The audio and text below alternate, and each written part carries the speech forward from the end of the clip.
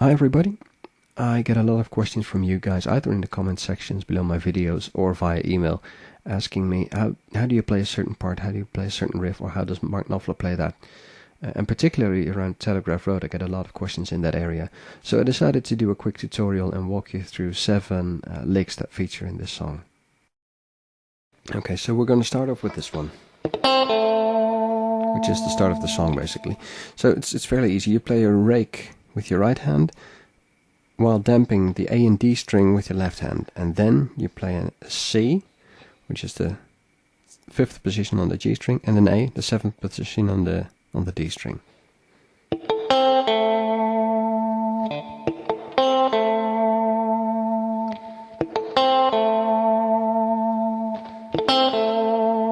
So you have to play the rake fairly quickly in order to get that ticking sound that Knopfler achieves.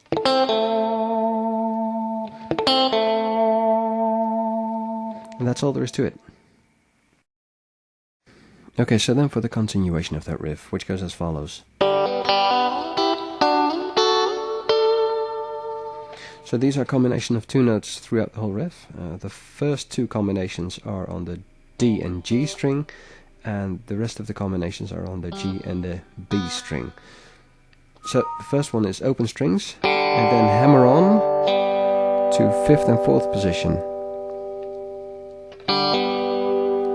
The second combination is open strings on G and B, and hammer on 4 and 3.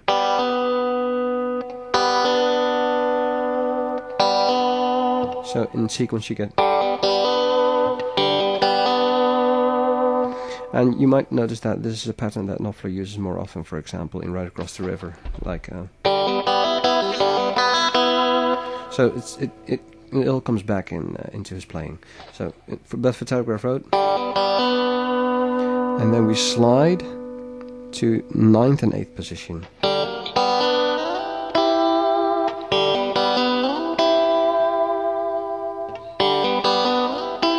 9th and 8th, and then going to 7th for both strings, and then slide to 11 and 10, and then further slide up to 14 and 15.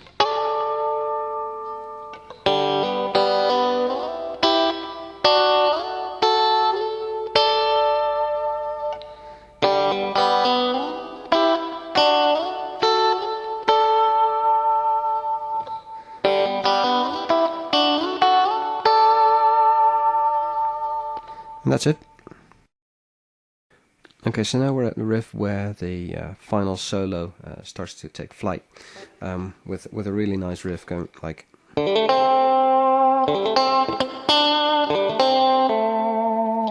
And the trick is that it starts with an open D, and then you hammer on to 5th and to 7th on the D string. And then you get to a C, which is the 5th position on the G string. So let's start with the open string and hammer on the 5th and the 7th. And then go to the 5th position on the G string.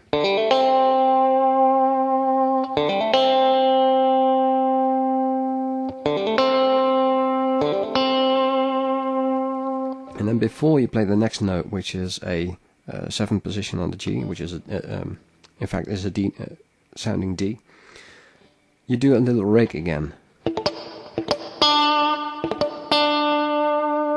So you damp the A string, the D string and the G string with your left hand, and you play a rake before you play the note. So in sequence that would be.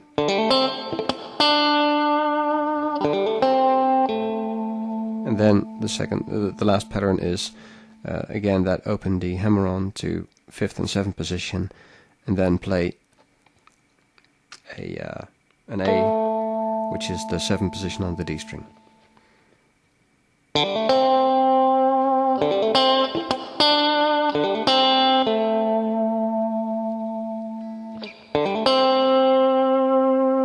That's the first one. The second one is with the rake. And the last one is going back to the D string 7th position.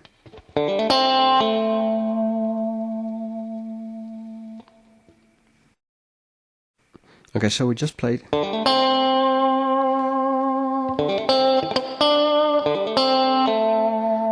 which is then in the song followed by, which is a really cool riff, and the trick is in the damp note that is right in between the notes.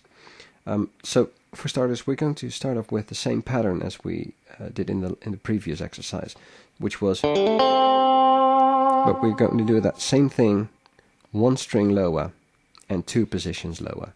So we get, so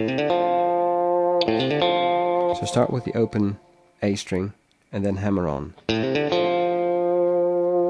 get the third position on the D string, which is an F, with your both index fingers.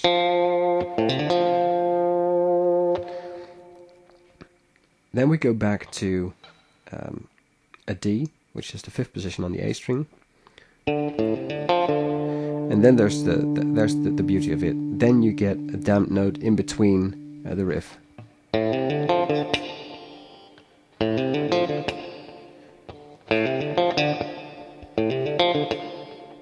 Before then we go to a C and a D, which is played on the A string, third and fifth position.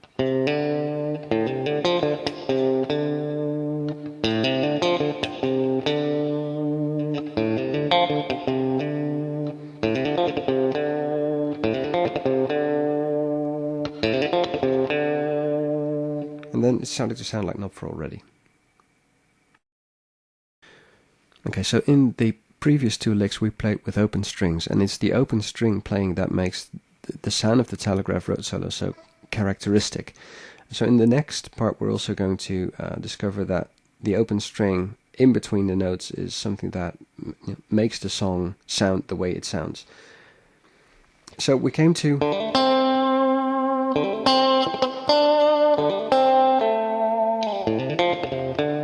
which is followed by,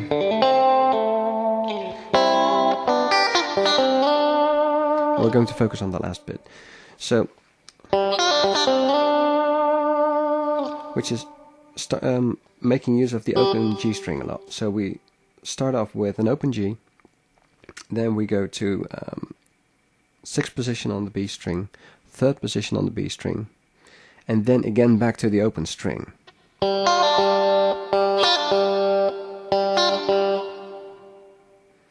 Before we go back to the third position on the B string, and we finalize the riff by playing a fifth slide to seventh position on the G string.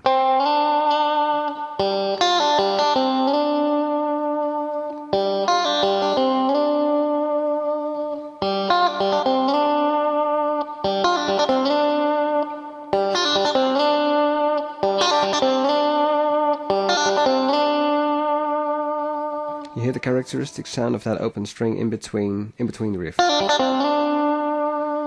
And a bit further up in the song he starts the riff not with the open G string, but on the third position of the E string.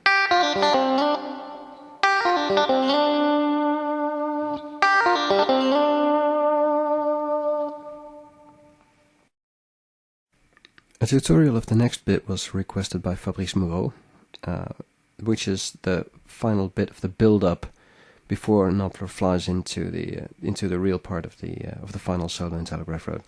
So goes like this, etc., etc. So this is a pattern in 16th notes.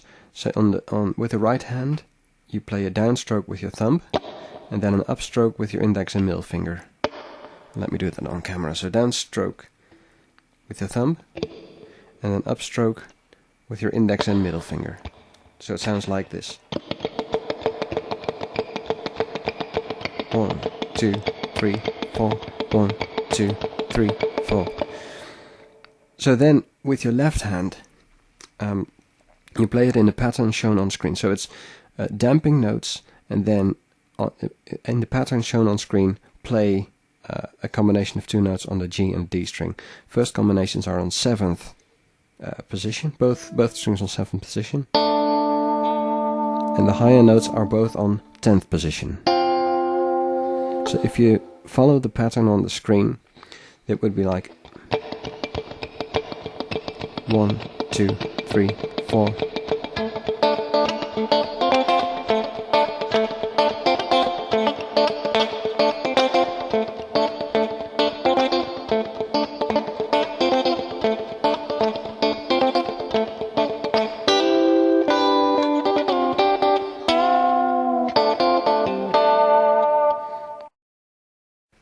The last riff that I'd like to take a look at in this tutorial is the following.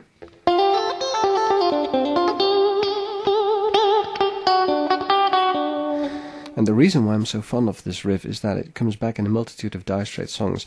It's or in a variation on this riff, and it sounds like a rather complicated one, but in fact it's a real simple one because it's only played on mainly 2 positions, 10th and 12th.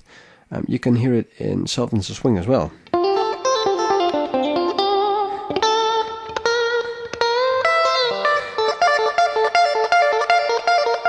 Etc., etc. Or for example in Down to the Waterline, be it in a different position on the 7th position. It's all based on 2 positions with one exception for the it's the 5th note. So let me explain how it works. It's all played on the 10th and 12th position. So I'll play it slowly and you can see for yourself.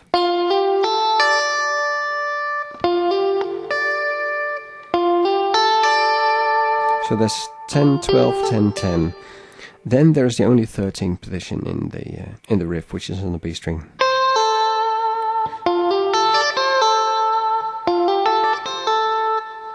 And then we go back to a combination of 12, 10, 12, 10, 12, 10, 12, 10, 10, 12. So, in fact, it's like 10, 12, 10, 10, 13, 10, 12, 10, 12, 10, 12, 10, 12, 10, 10, 12.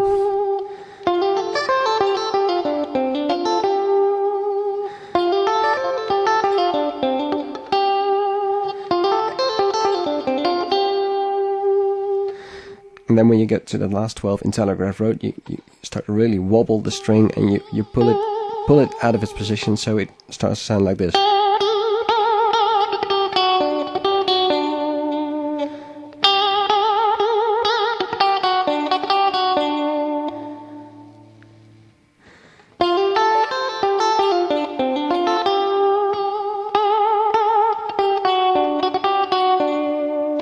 So I hope that you see although it sounds rather complex, the finger setting of it is rather easy.